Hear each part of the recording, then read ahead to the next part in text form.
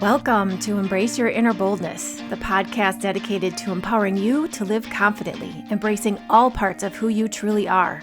I'm Melissa Henning-Frank, and I'm the founder, success coach, and consultant of Becoming Bold, LLC, and you can count on me to be your guide on this incredible journey of self-discovery and transformation. Let's get right to it. Welcome back to Embrace Your Inner Boldness. Today, I want to shine a light on something that's been I guess I would call it cornerstone for me through all of life's ups and downs, and that is mindset. Hardships in life are inevitable, but a resilient mindset fueled by optimism and hope can transform how we navigate life's transitions. I've been through a lot of adversity in my lifetime.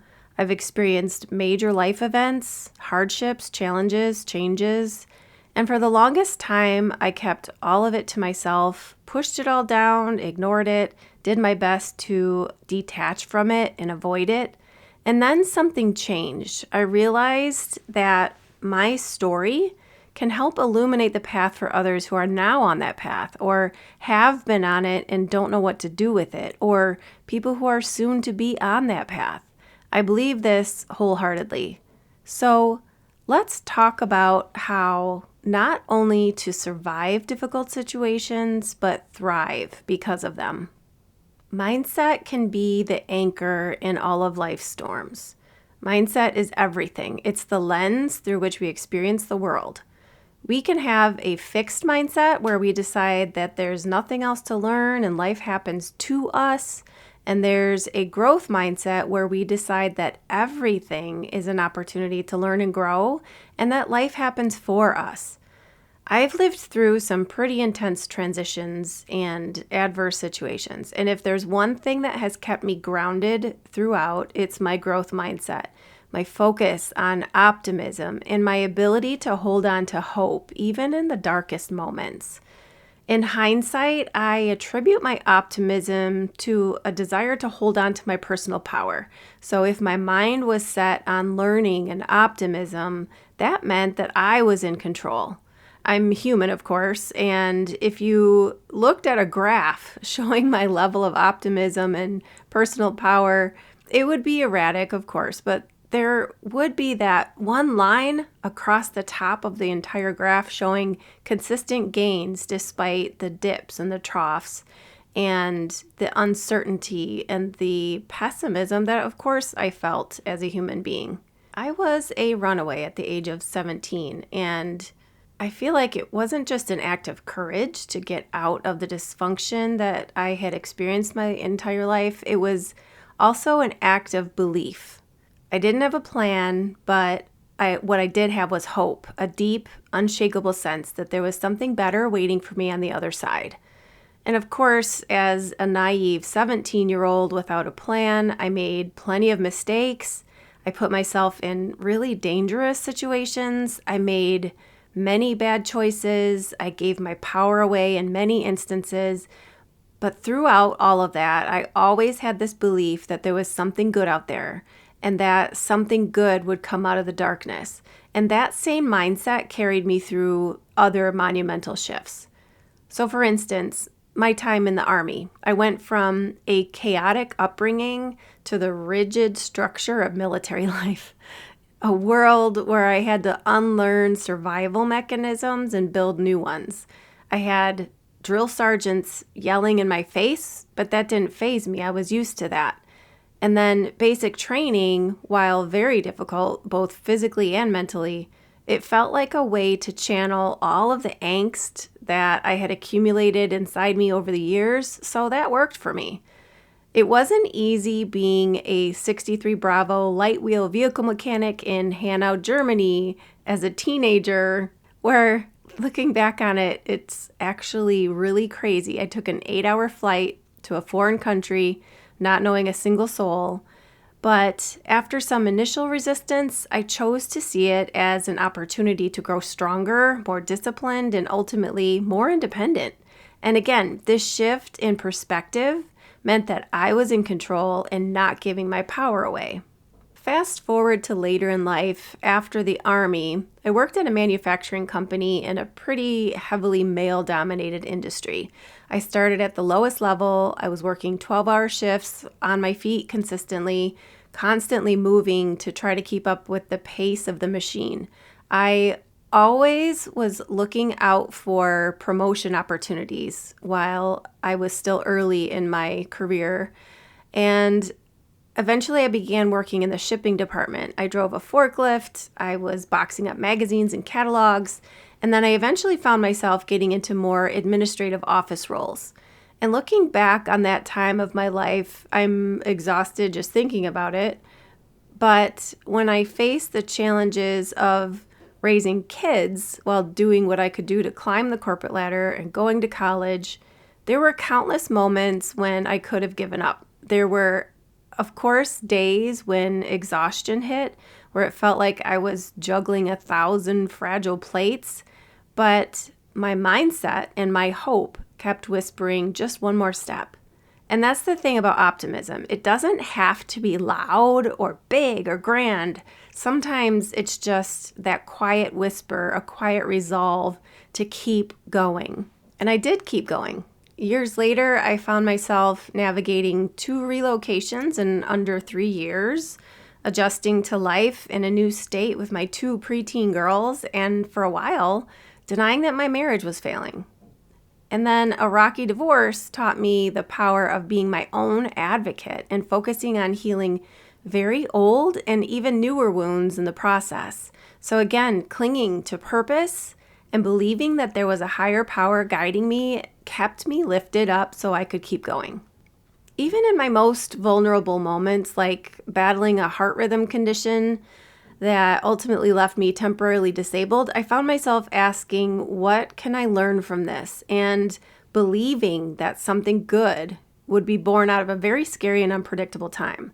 So with that experience, I grew my ability to move beyond perfectionism with the idea that this health condition could be the death of me. Why would I waste precious time being a perfectionist when there was an abundance of optimism and hope for the taking, something that I knew in my soul? And optimism isn't about pretending that everything's perfect. It's about believing that even in the imperfection, even in the thick of the unknown, like a heart condition, there's value and growth to be found. So within 9 months of my cardiac ablation, which is a treatment for my heart condition, I ended up publishing my poetry book. I started this podcast, and I began a business where I can focus on helping others confront the things they don't talk about so they can stop playing small and embrace their inner boldness. Crazy, right? So even with my physical limitations at that time, only allowing a couple hours a day to work, I was able to keep going. And I worked really hard during those couple hours a day to get this launched.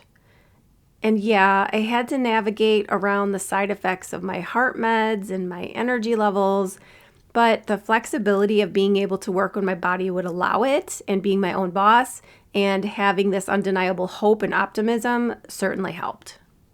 So again, I share this story and these stories because I believe that when something happens to us, it's an opportunity to, like I said, illuminate the path for others who might be going through tough times as well, and giving people hope and optimism, like sharing that out so that people can learn how to overcome adversity and be resilient and optimistic. And I think also sometimes people get the wrong impression when someone appears to be super positive, and maybe it looks like they're super positive all the time, which of course you only see the highlight reel on social media. But there's a lot of depth and background to people who currently might look super positive. And I think it comes from that drive, that urge, the desire and purpose to help other people going through stuff. When I'm teaching classes for leadership, especially if it's in a manufacturing environment where it's typically male-dominated, I walk into the room and I know that there's automatic judgment being placed upon me because I am a female and it's in a male-dominated industry typically. And so I like to share a little bit about my background because I feel like it offers a little bit of street cred and the idea that life has not always been so wonderful and positive and amazing. I've been through some stuff. I have experience in manufacturing. I was in the Army as a mechanic. There's nothing about that would match up with people's initial impression of who I am. So it's a perfect example that you should never judge a book by its cover. I tend to be a lot tougher than people give me credit for, at least for what they judge me on the surface. And it is those experiences that have helped me cultivate a resilient, optimistic, and hopeful mindset. And you might be thinking, that's great, but how do I actually develop that kind of mindset? Because it's not something we learn in school. So let me share some practices that have helped me build a foundation of resilience and hope. First, it's clinging to purpose in the chaos. When I started this podcast and my coaching business, I was also in the middle of grieving the loss of my former abilities, my former career, my former physical condition. And then not long after the launch of Becoming Bold LLC, I took another horrible hit and lost my sister. So instead of letting loss consume me, I gave myself permission to feel deeply into my feelings. I took great care of myself, not just physically, but emotionally, mentally, and spiritually. I gave myself space and time to work on healing. And when I was ready, I asked myself, how can I honor my sister's memory by helping others? And I know that if she had the ability, she'd continue being the light in the dark. She'd continue being the love among the division. She'd continue being that one constant, dependable, positive guide through the chaos that she always was to me my whole life. And that purpose drives my pain into a solid, motivated, very bold direction. So using your purpose in the middle of the chaos is the key. Next is looking at things in a mindset of it's temporary. So whenever life felt overwhelming, like during those back-to-back relocations or grieving loss, where everything was new, everything was unknown. And while I'm the type who appreciate it when things get changed up, it was a lot for me. So I tend to try to remember to remind myself that this feeling is temporary.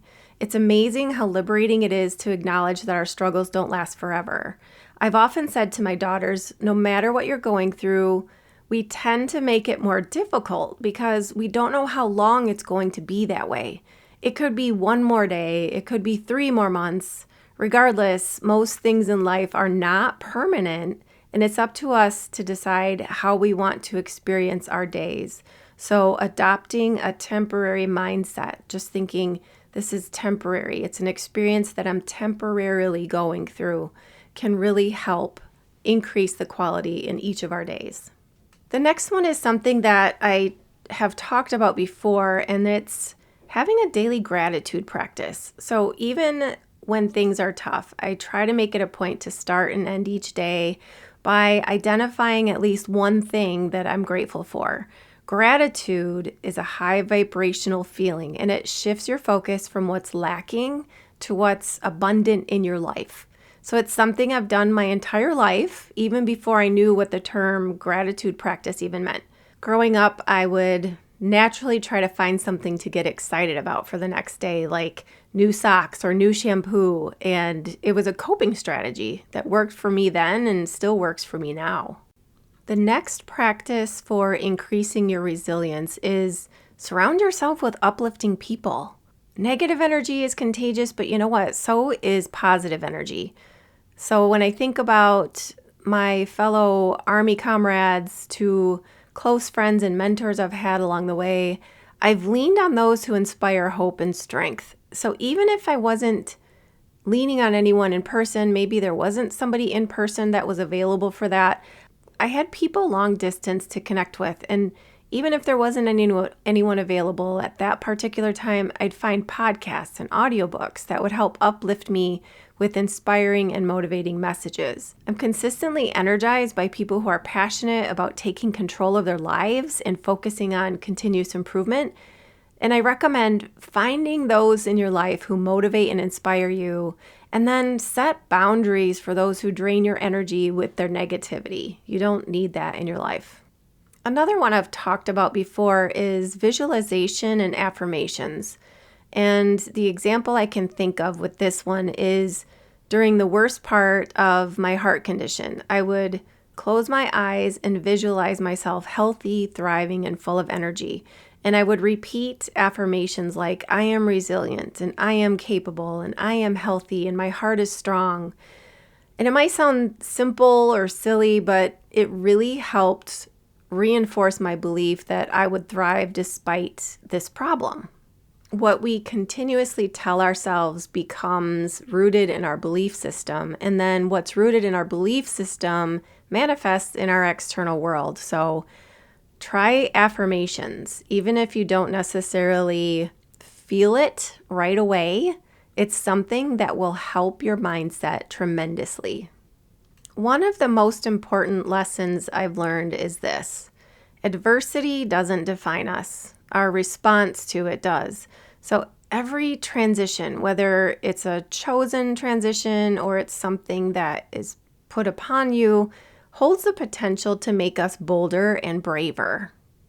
Perspective is another tool to use in your toolbox to increase your resilience.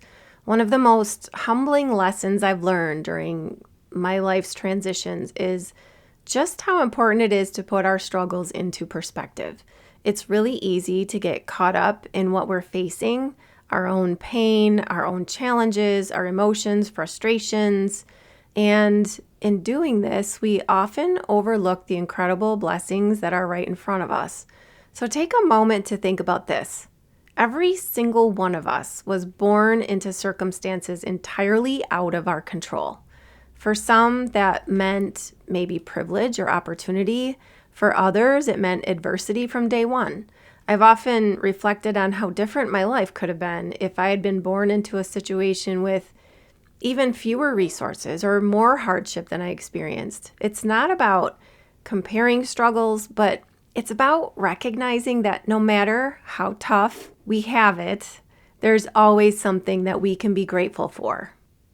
And yeah, there were definitely hard days, many of them, but when I widened the lens and considered what others around the world endure every day, there's wars, there's famine, starvation, systemic oppression, it really shifted my mindset. I began to focus on what I did have, basic necessities, family and friends who made me laugh, the knowledge that each chapter was just one part of a larger story. And that awareness made my challenges feel less overwhelming and my blessings all the more significant. Another skill, I'll call it, that helped me tremendously was my ability to dream big and really expanding my vision of what could be. I have been a dreamer my entire life, and it has served me really well. I don't regret anything about it. So another piece of this puzzle is our limited vision of what's possible for our lives, or what we think is possible. Too often we put ourselves in these narrow boxes and we feel like we're constrained by what we've been told we should want or what society defines as success. But when we narrow our view like that, we miss out on appreciating the richness of the life we're already living. I'm aware that many people who have experienced a childhood like mine fall into repeating the same destructive patterns and often succumbing to addiction and perpetuating the cycle of abuse. I'm grateful that my dreamer mindset was focused on growth and hope. And little by little, it helped form me into someone with the resilience to overcome and to break the chains, to break the patterns that could easily have held me down. Many people with adverse childhood experiences, and maybe you listening, you're resonating with this, can get stuck in survival mode and then really struggle to pull themselves up and out of the thick of it. And of course, I was there for a while before I really understood how to get up and out and heal all of the wounds that I accumulated over time. But again, it was hope and a sense that there was a higher purpose for everything. It's a mindset that finds a way to stay open to possibilities so that others might be helped as a result. And when we embrace this openness, it allows us to really appreciate and savor the present moment. It helps us find joy in the seemingly small things like new socks, a smile from a stranger, the ability to laugh and keep things light, a peaceful sunrise, and the simple act of breathing in fresh air. Perspective isn't just about comparing our lives to others. It's about reminding ourselves of the extraordinary beauty in the ordinary. And it's about reminding ourselves that nobody can take away our dreams. So if you're listening today and feeling overwhelmed by maybe a current big change or challenge or transition, or you're just feeling overwhelmed by life, I encourage you to pause, zoom out. Think about the vastness of the human experience and the resilience that exists within us all. Try to remember that no matter how tough or how awful things may seem, there's always something to be thankful for, and there's always a reason to hope. I want you to hear this. You are capable of more than you know. Lean into optimism, hold on to hope, and remember that every step forward, no matter how small, is a victory worth celebrating. So I'm curious, what is it that gives you that inner fire, that drive to keep going despite challenges and adversity? Who has helped you along the way? What are your go-to coping strategies? There's no wrong answers in this. You're here today because of your resilience. I saw a Facebook post this morning that had a list of 8 phrases that can change your life for the better, and I thought it was good timing considering I had been drafting this episode, so I wanted to share them with you. Number 1, you aren't stuck. You're just afraid of change. Number 2, you don't have to be great to start, but you have to start to be great. Number 3, nothing changes if nothing changes. Number 4, don't just exist, live. Number 5, love didn't hurt you. Someone who doesn't know how to love hurt you. Number 6, your perspective can be your power or your prison.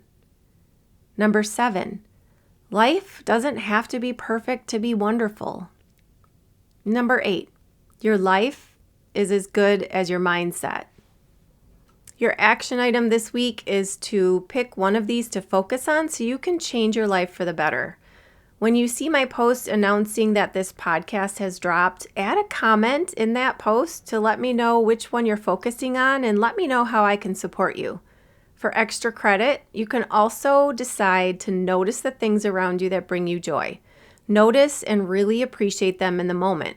And then whisper thank you when you see something that makes you smile, whether that smile is on the inside or the outside. Thank you for joining me today. If this episode spoke to you, please share it with a friend who might need a little extra encouragement right now. And as always, remember, change isn't just a challenge, it's an invitation to grow.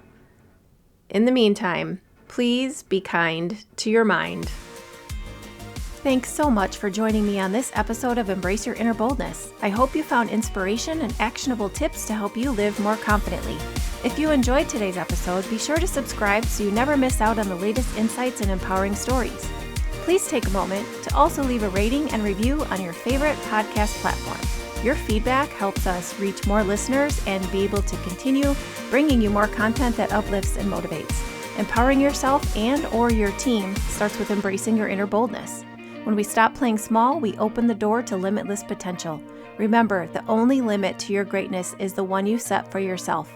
Stay bold, stay fearless, and let's make this journey unforgettable.